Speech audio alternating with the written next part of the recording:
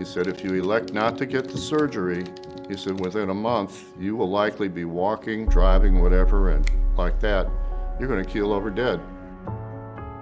My name is Patrick Quigley.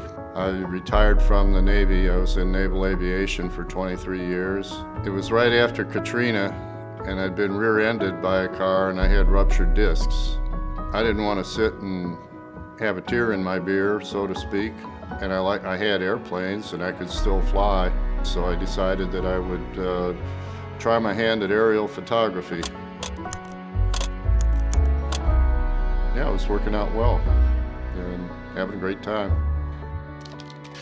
Well, he was my patient for quite a while, and he's a pilot. Because of that, he has to get routine stress tests and cardiac evaluations to renew his pilot license. But since my cholesterol was good, I thought, well, what do I have to worry about? And I was riding my bicycle. I would swim a mile 3 times a week, and I thought I was good to go.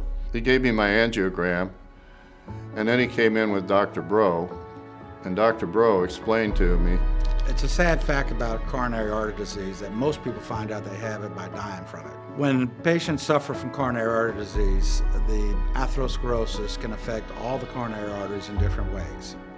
There's one particular coronary artery, the LAD, which stands for left anterior descending, and it supplies 40% of the blood flow to the heart. Because if that blood vessel suddenly becomes 100% blocked, most people will die. Otherwise known as the Widowmaker.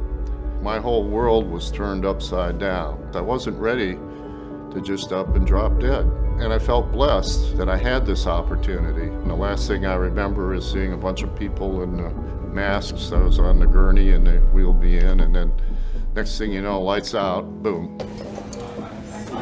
You know, they split my chest open and they did quadruple bypass surgery. And I woke up in the recovery room with this breathing tube coming out my throat. I felt relieved. I'm alive. I had the very best Thanksgiving, okay? Because every day I look at my surroundings and I'm happy to be here. I just was not ready. It was not my time. I thank Dr. Morales. I thank Dr. Bro. This was A+. I would recommend it in a heartbeat to anybody. I joke with my pilot friends and I say I'm a born-again pilot. Life is great, you know.